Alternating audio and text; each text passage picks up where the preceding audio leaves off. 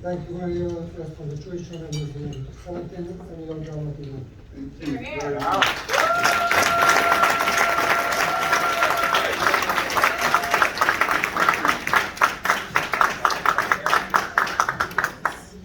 The award presentation to guest of honor, our Mayor Eric Adams. It is a great honor and privilege to present you with this customary tribute. On behalf of the Board of Directors of the Jewish Children Museum, and on behalf of millions of children that we serve from the entire city of New York, I hope you are going to place it in the City Hall where you'll be able to see it every day. And remember that all your efforts and the quality of life for our families and for benefit of our children, hope for the future and for generations to come. Thank you, Mayor. Thank you.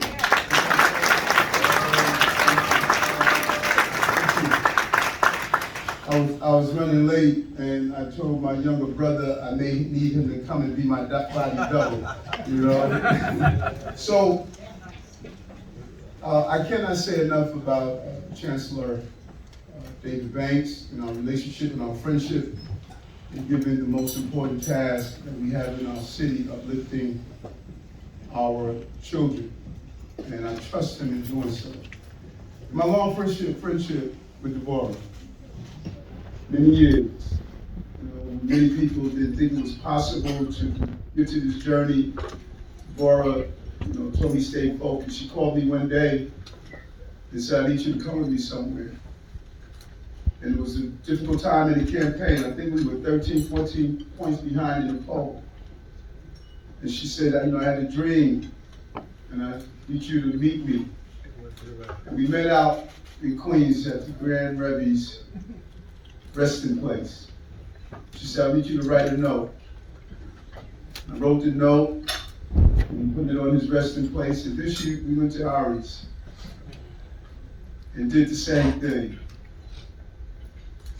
And those 13 points just disappeared.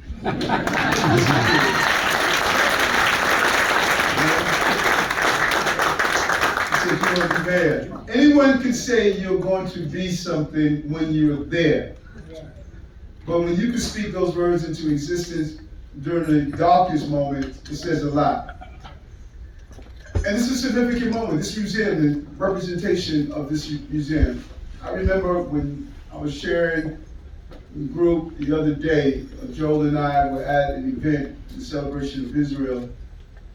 And I was sharing with them when Jordan, my son, was born. I was in the delivery room. And when Jordan head was just coming out of his mother's womb, the doctor went to do the procedure of removing him. And I moved his hand away. And I said, I want you to be the first person to touch my son when he comes into this world. And I touched his head. That significant moment of traveling through that birth canal, into the world, pouring everything you have into your child. Our children just mean so much to us. And when you think about Ari, and you think about losing him on the Brooklyn Bridge, I remember that day when it took place, and Deborah was trying to tell us all in this country of this thing called terrorism. And we just didn't get it. We just didn't get it. People thought it was just a random shooting. And so it's a physical part of having the umbilical cord cut. But the spiritual umbilical cord lasts a lifetime. Every time a mother loses a child, mothers all over this country, they hold their stomach, they feel it. That 11-year-old baby that was shot yesterday. We normalize this violence. 10 innocent people shot in Buffalo, 13 in total, 10 died. Every night, this department up here is responding to shootings. And this city, there's an alternate reality. I just don't get it. We spend all of our energy figuring out how to save bad people who commit crimes, do harmful and bad things. What about the good people? I mean, what about the good people of the city?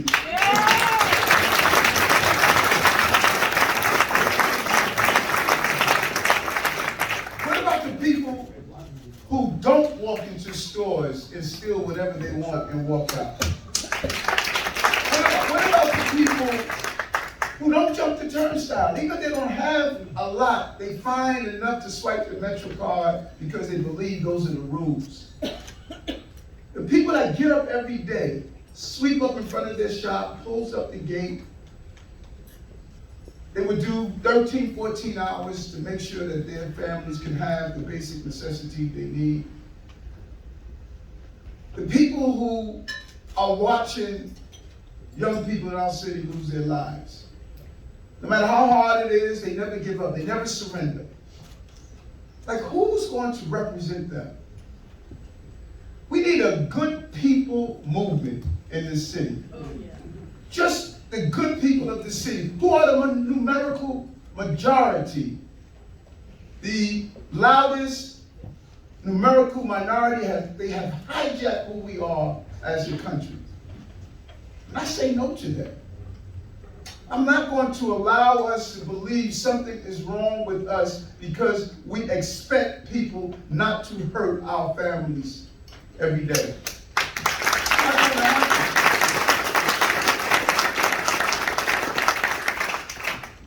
There's nothing dignified about allowing people to sleep on the street in tents and in cardboard boxes.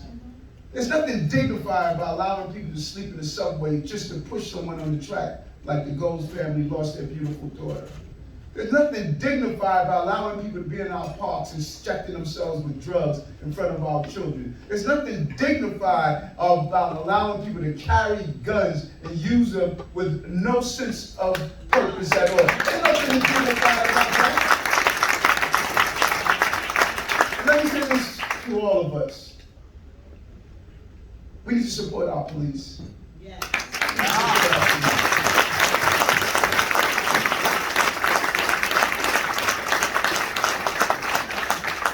Everyone should see that video the other day in the Bronx. Police respond. The person shoots at the police officer.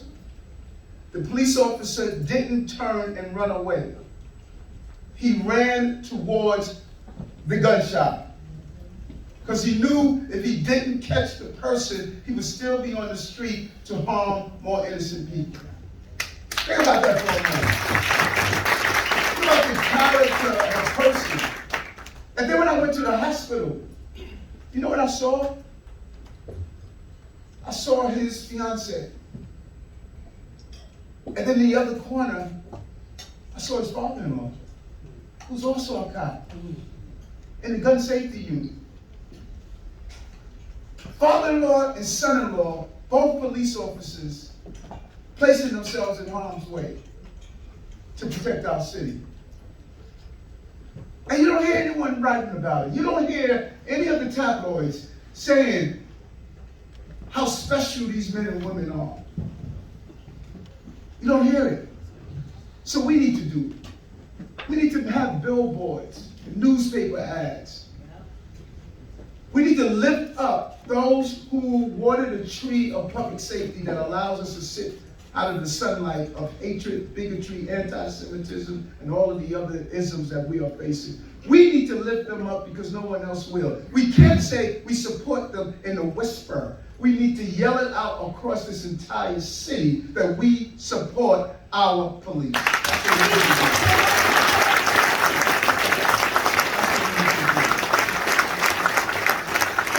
And yes, there will be some that will step outside the boundaries of their profession, yes.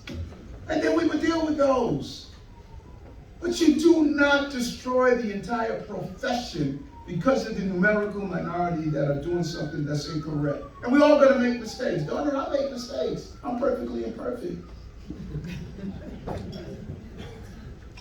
But this is our moment as our city as we recover. As we recover. And Deborah is a symbol of that. She took that dark place, losing her baby, And she took the pain and she turned it to purpose. She built this beautiful museum, went all over the country to instruct federal, state, and city lawmakers about terrorism. She made us smarter because of her knowledge. She joined up with people like Jackie Rowe Adams, who lost children to gun violence. She brought people together right here in Crown Heights. You live in unison. Yes, we have to deal with those who want to find ways to divide us and attack someone just because of how they look and how they dress and where they go to their house of worship. Yes, we're going to fight against that. But let no one convince us. This beautiful experiment of human interaction that takes place every day in Crown Heights is what this country can learn from. Yes. Don't judge us by those actions.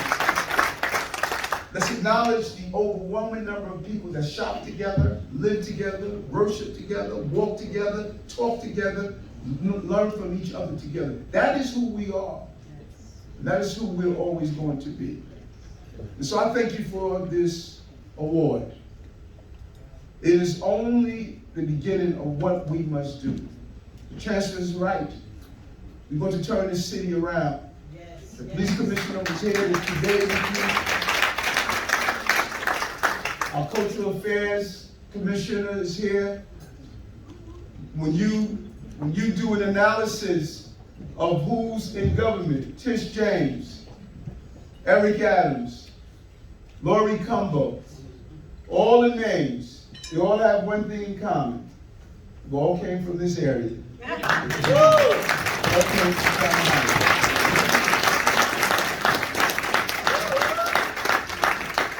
You produce a good product. Those products are going to go to make this city a place where we can raise healthy children and families. And I want you to remember something as I conclude. I'd like to remind us, we're the only country on the globe with dreams attached to our name. It's no German dream. It's no French dream. It's no Polish dream. It's an American dream. It's an American dream.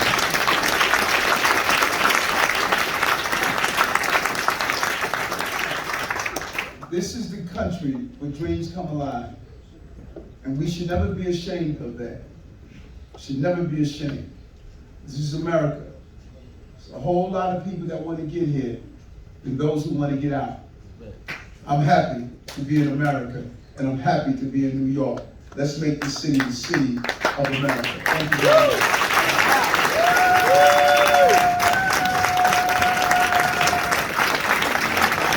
We love you, Mayor Adams.